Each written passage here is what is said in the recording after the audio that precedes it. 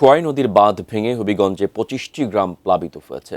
পানিবন্দী হাজারো মানুষ। ব্যাপক ক্ষতি হয়েছে বসতবাড়ি, ফসল, মাছের ঘের এবং সড়কের। সদর লস্করপুর থেকে বিস্তারিত জানাচ্ছেন প্রতিনিধি আলামিন খান। আলামিন, আমাদের বিস্তারিত জানাবেন সেখানকার বন্যা পরিস্থিতি।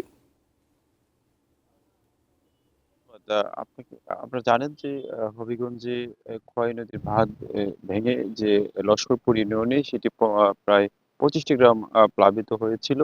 তবে সবচেয়ে স্বস্তির বিষয় হচ্ছে যে রাত থেকে বৃষ্টি না হওয়ায় কিন্তু নদ-নদীর পানি আসলে কিছুটা কমতে শুরু করেছে।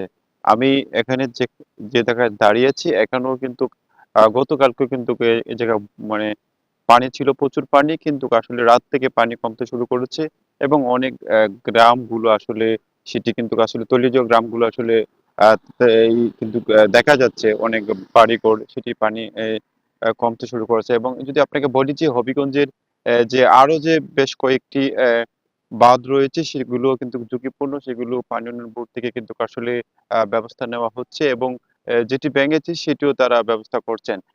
তবে এই নিয়ে আমরা কিছুক্ষণ আগে পানি উন্নয়ন বোর্ডের সাথে কথা বলেছি। তারা আমাদেরকে যতটুকু জানিয়েছেন যে এখন বর্তমানে হবিগঞ্জের নদ-নদীর যেগুলো পানি রয়েছে সেগুলো কিন্তু বিপদসীমার নিচে রয়েছে। তবে তলিয়ে যাওয়া গ্রামগুলোর পানি আসলে অল্প, অল্প করে কিছুটা কমছে। এই ছিল হবিগঞ্জ থেকে সর্বশেষ।